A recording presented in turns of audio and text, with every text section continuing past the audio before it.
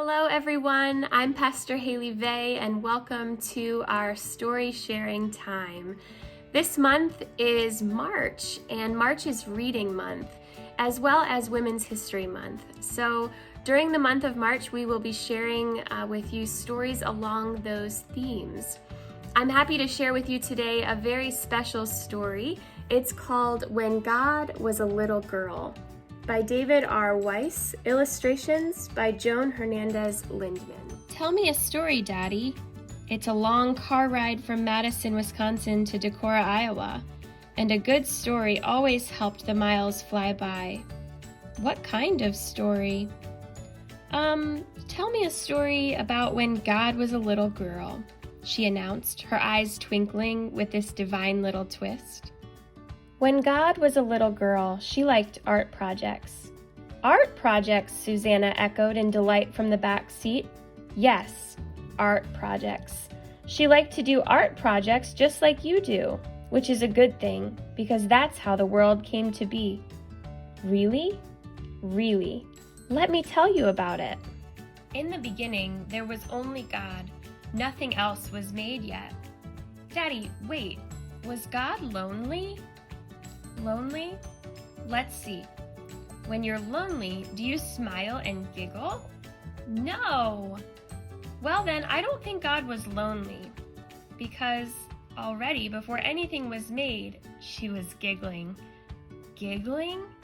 Yep, giggling, because she was imagining all the things she was going to make, and her imagination tickled her heart the way a feather tickles your ear. Then her giggling quieted to a soft hum as she got ready to create. I bet she's gonna sing. Exactly. She started out humming so the tune would be just right when she sang the first word. And as she sang each word, it was like she dipped her brush in paint. Just like me! And whatever she sang, she could see just as clearly as when you paint me a picture. And the first word she sang softly but very clear was love. And the love looked like,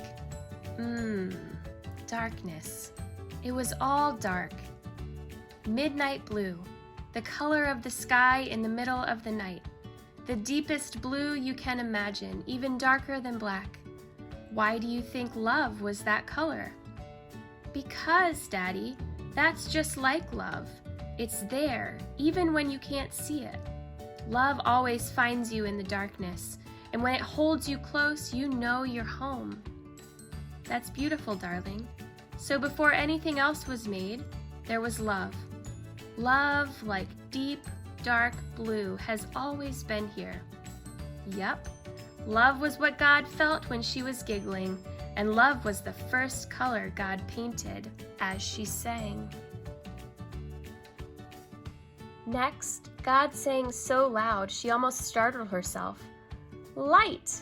And bright yellow and white went splashing everywhere, like sunshine rushing through the windshield.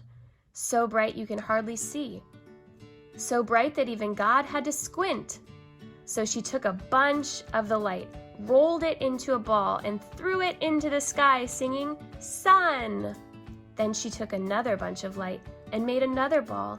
And when she tossed this one into the sky, she sang its name like the sound of a lullaby. Moon. And then, Susanna, God got out the glue. The glue? Yes, and the glitter. Because after the two big balls of light, mostly all that was left were little bits of shining light here and there. So God squeezed out some glue onto her paper. Except her paper was the sky, and she tossed the glitter bits up until they stuck in twinkling patterns all across the sky. Stars! Yes, and that's just how she sounded when she sang their name to them. God sang lots of words for a long time. She sang earth, and cold grays, and warm browns, and hot reds, painted rocks and dirt and sand. Oh, and God sang water, and she laughed out loud because all kinds of blue were splashing around, making big and small puddles everywhere. God sang green.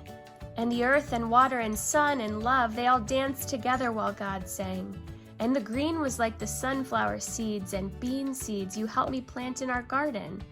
God grew grass and bushes and trees and flowers of every color. God grew a great big garden just like we do. Just like we do. It was a very pretty picture God painted, don't you think? Yes. What do you suppose she did next? I don't know.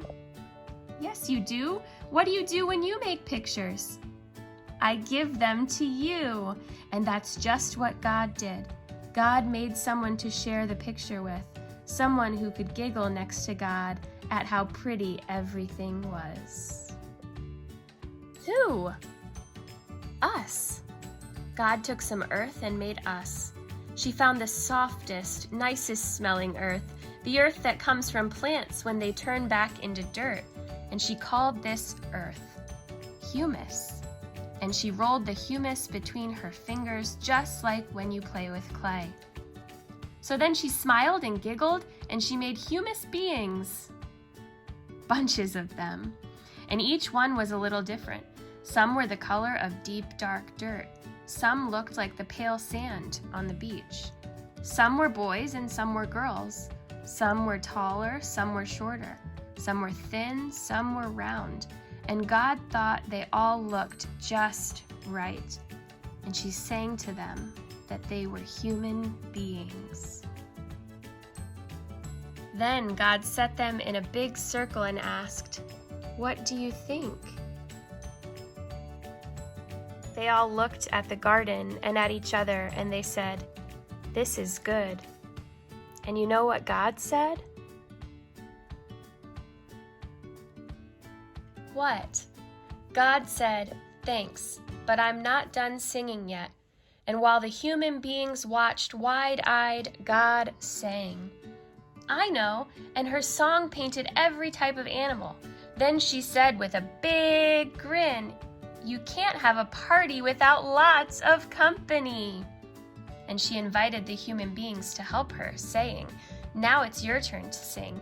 Your special job in the garden is to be echoes of me.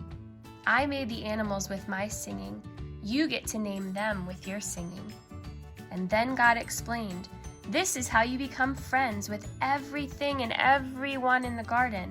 See, it's a great big song.